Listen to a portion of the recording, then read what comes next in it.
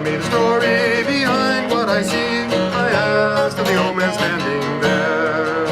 Why is the statue adored? What were the deeds they performed? The old man looked up slowly and answered with a sigh, I'll tell you in the tavern if you'll buy. Long time ago, so the old man began, when King of Arcus ruled the land, and ruled with a will born of hunger and greed, and a harsh and unforgiving hand. Two well-born strangers arrived, a horseman with black piercing eyes, and with them rode a lady whose beauty charmed all men. They stopped and asked for shelter at the inn. Now news travels fast in a town full of spies. Soon King of Arcus was aware of two noble strangers who stayed at the inn and roamed over the land without a care. He sent for a captain of the guard and gave to him a simple charge: bring to me the strangers who travel through our land, for none here may pass but by my hand. The strangers were brought in and shown to the king, and asked to whom it was they swore. We travel freely, the man of them said, we swear no oath to king our lord. From where you come, that may be so, of Arcus answer speaking low, but here you'll find things different. His voice now rising high, you'll swear an oath to me or you will die. We travel freely, we swear oath to none.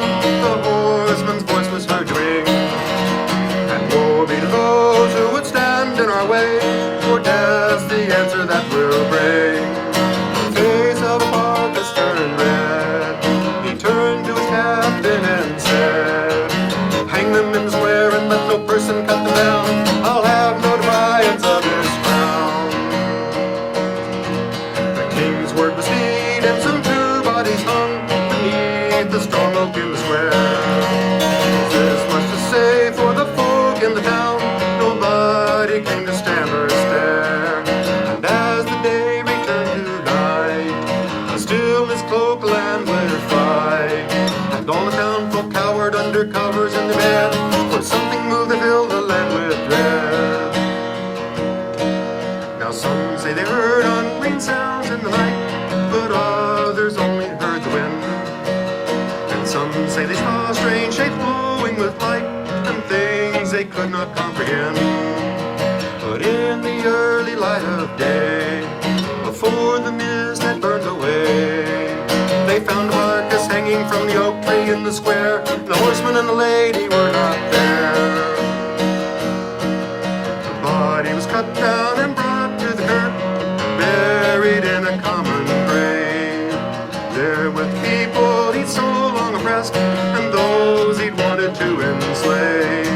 And though the townfolk were now free, they all pretended not to see the couple on the hillside watching at the eventide, horseman and the lady at his side.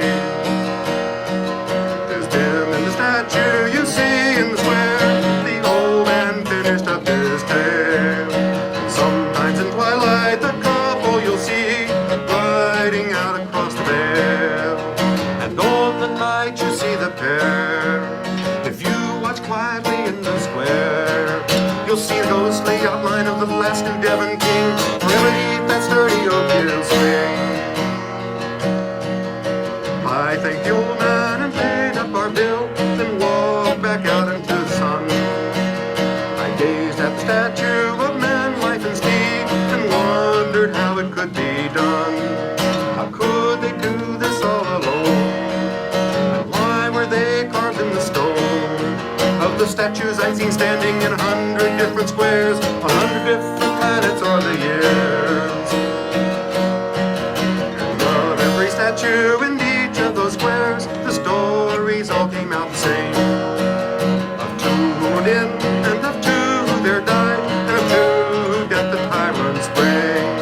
And how they keep those people free, and how when justice fails you'll see, dimly in the twilight, the ghostly couple